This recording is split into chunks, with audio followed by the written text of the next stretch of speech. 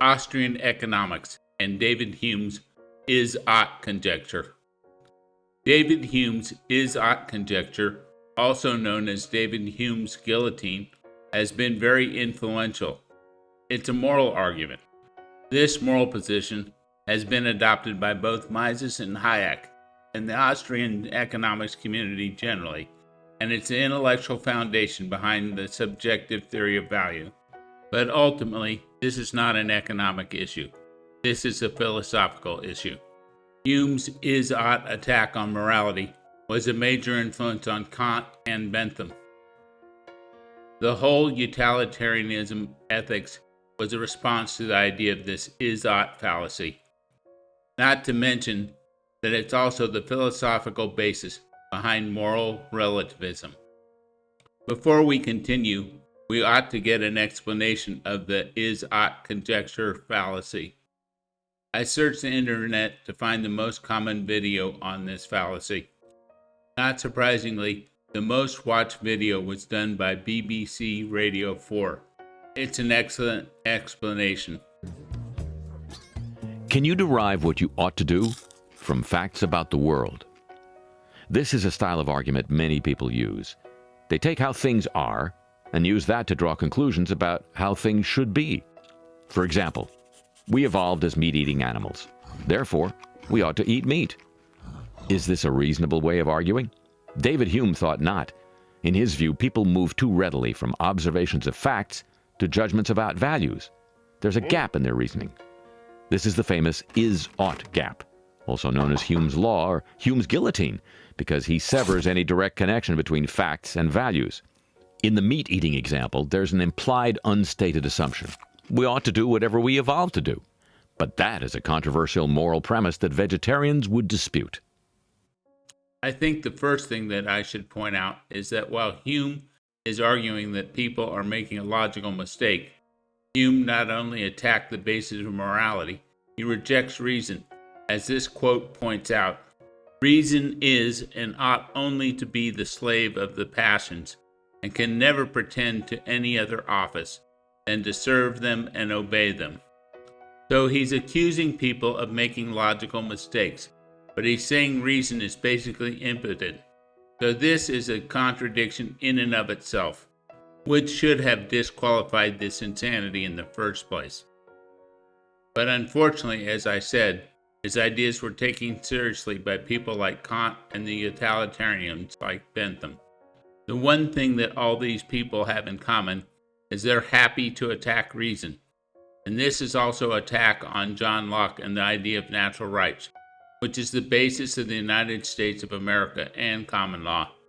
Interestingly enough, conservative Christians love Hume's Is-Ought fallacy also.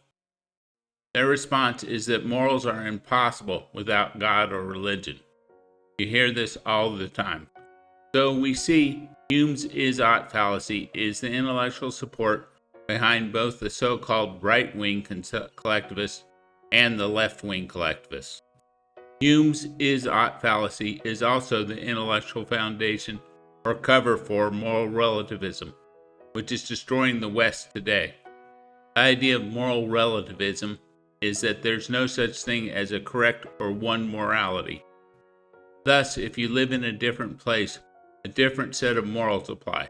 It's all just relative to wherever you live and whatever your background is. Hume supports this position explicitly because he argues that the law and morals are just socially useful conventions that have been built up over time. But what does this have to do with Austrian economics? One of the main tenets that Austrian economics is known for is the subjective theory of value, which was first proposed by Carl Menger. It follows directly from Hume's Is-Ought fallacy, because this fallacy supposedly showed that values are subjective, that they can't be based in objective reality. They can't be based on facts. That is, an is statement. So Menger's subjective theory of value follows directly from Hume's Is-Ought fallacy. But as I've pointed out elsewhere, this immediately runs into a problem. What they're really talking about in economics is not value. What they're talking about is price. As anyone who's been trained in or has gone through survival training will tell you, the number one priority or value that you have is oxygen. Without it, you die very quickly. Number two is water. Food is number three. Shelter is four. These values are exactly the same whether you have a lot of oxygen, a lot of water, or very little water. These values and their priorities are the same for every human being because morality is based on facts, not whims. What changes is not the value, but the price that you're willing to pay for it. Because if there's an abundance of oxygen, why would you put a high price on it? What the Austrians are confusing here is not only value with price, but they're also confusing what is called marginal utility or constraint theory management. You don't worry about or put a high price on the things that are not constrained. But if all of a sudden your oxygen is shut off, for instance, you're drowning, your highest priority will be to get oxygen. It'll be more important than water or food or shelter or sex. The subjective theory of value follows directly from Hume's Is-Ought fallacy, but it has a number of errors. I did a whole video on this, and it's caused no end of problems in economics. For instance, the fundamental unit of value in economics is not currency, but energy. The energy that's available to a person. But because they think the only alternative is Marx's theory of value, which is not the labor theory of value of classical economics, they'll hold stubbornly to this idea of the subjective theory of value. If they renamed it the subjective theory of price, they'd be closer, but even the subjective theory of prices would not ultimately be right. As Benjamin Graham said, in the short run, the market is a voting machine, but in the long run, it's a weighing machine. Ludwig von Mises adopted Hume's Is-Ought fallacy almost word for word. For instance, on page 168 of Human Action, he states, "But the teachings of the utilitarian philosophy and classical economics have nothing to do at all with the doctrine of natural right. With them, the only point that matters is social utility." Also on page 168 of Human Action, he quotes Jeremy Bentham, who is essentially paraphrasing Hume. Bentham, the radical, shouted, "Natural rights is simple nonsense. Natural and imprescriptible rights, rhetorical nonsense. With him, the sole object of government ought to be the greatest happiness of the greatest possible number of the community." This is straightforward utilitarianism. So while Mises argues that rational ethics are not possible, he clearly has adopted the ethics of utilitarianism. So we see that Ludwig von Mises has completely rejected John Locke's natural rights and reason as it applies to ethics. He completely rejects the basis of common law and the basis of capitalism itself, which is John Locke's natural rights, which was the founding basis of the United States of America. By the way, I should point out that Javier Milei and his administration does not subscribe to von Mises and David Hume's point of view about ethics. He is very clear that they are guided by ethics and that the ethics of government is based on the protection of individual rights of life, liberty, and property. He states over and over in his speeches that they do not have a utilitarian criteria, they have a moral criteria. Hayek also subscribed to Hume's Is-Ought fallacy. In fact, he cites Hume 44 times in his book, Fatal Conceit. In the preface, he quotes Hume, saying, "The rules of morality are not conclusions of our reason." On page 8 of Fatal Conceit, he points out that the starting point for my endeavor might well be David Hume's insight that the rules of morality are not conclusions of reason. This insight will play a central role in this volume, since it frames the basic question it tries to answer, which is, how does our morality emerge? What implications may its mode of coming into being have for our economic or political life? According to Hayek, morality is based on societal needs and trial and error. He has a name for this, which is cultural evolution.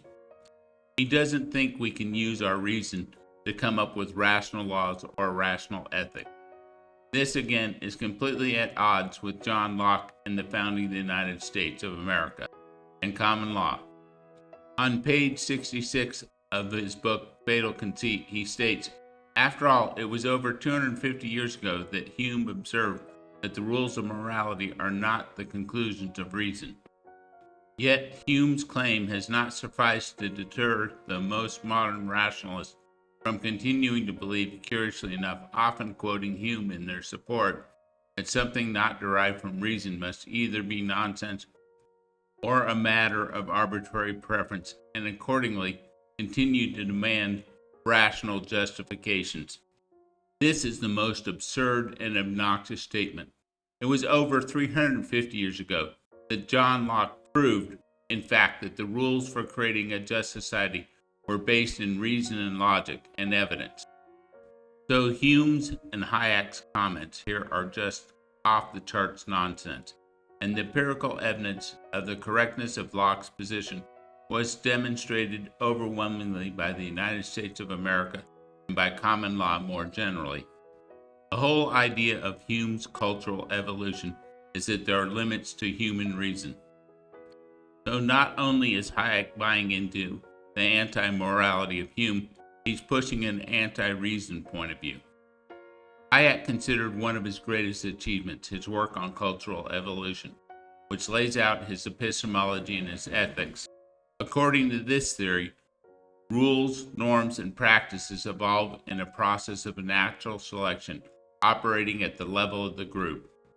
Thus, groups that happen to have more efficient rules and practices tend to grow and multiply, and ultimately displace other groups. This theory, of which Hayek himself was proud of, is by all accounts central to his economic, social, and political project. Yes, if your morality is not based in reason, then your morality is arbitrary preferences. His idea of cultural evolution doesn't change this. This means, according to Hayek, those societies that exist have been tried and selected for, and therefore are the best. That's funny. I think what we see in China under the CCP, what we see in Venezuela, what we saw under the USSR, shows that this is just bullshit.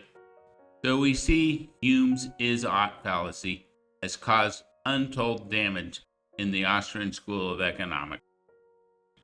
Now that we've discussed the influence of Hume's Is-Ought fallacy on Austrian economics, let's deal directly with Hume's fallacy and why it's a fallacy. As we've seen, according to Hume, just because we evolved to eat meat doesn't mean that we should eat meat. Very interesting. Just because we evolved to breathe oxygen doesn't mean we should breathe oxygen. So instead of breathing oxygen, let's breathe pure nitrogen. That'll work well. That will kill you very quickly. That should be enough right there to put an end to the stupidity of Hume's Is-Ought guillotine. The fact that this is pushed is insane, but it's pushed by people who are anti-reason and are trying to destroy freedom. That's just a quick counterexample that shows the stupidity of the Is-Ought fallacy of David Hume. Let's take a more in-depth look at the problem. First, David Hume just skips past the whole question of what is morality and ethics, and why do we need an ethics, which is one of the most important questions. First of all, we have to understand that ethics is about values. Only living things have values. Inanimate objects, such as rocks, don't have things that are good or bad for them. They don't have morals, and there's no ethical standard that can possibly apply to inanimate matter. The other thing that should be pointed out before we discuss morals and ethics in depth is that we first have to understand there's only one fundamental alternative in the universe, existence or non-existence, and it only pertains to living organisms. The existence of inanimate matter is unconditional, as Ayn Rand pointed out. Ayn Rand also points out that the first question is not what particular code of values man should accept. The first question is, does man need values at all? As I pointed out, because living organisms exist, they have to have values to guide them as to what is good and what is bad. How they evolved is very important to their dietary needs, despite the stupidity of Hume's example about eating meat. As we've seen, the attempt to turn everyone into vegans has caused catastrophic health consequences. So, what is ethics? Ayn Rand, I believe, provides the best definition of ethics. Ethics is a code of values to guide man's choices and actions. How do we decide what is good and what is evil or bad in ethics? That which is proper to the life of a rational human being is good, and all that destroys it is evil. I did a whole video on how Ayn Rand's ethics is based in biological reality, i.e. facts. So this is just nonsense, that you can't use reason and facts to determine what you ought to do. David Hume is an intellectual fraud of the highest caliber. The fact that he's pushed by other people proves that they are also intellectual frauds. Hume's Is-Ought fallacy is the stupidest argument under the sun, and the fact that it keeps getting pushed is just insane. In summary, as Ayn Rand says, the fact that a living entity is determines what it ought to do, which totally destroys the whole idea of the is-ought problem. David Hume is anti-reason, anti-freedom, and just downright evil. By the way, Javier Milei and his administration do not adhere to the stupid is-ought conundrum. They clearly state that they are guided by ethical principles. Over and over, Milei talks about the natural rights of men, life, liberty, and property. So he's an adherent of Locke, not David Hume, despite saying he's an Austrian. Long live freedom, damn it.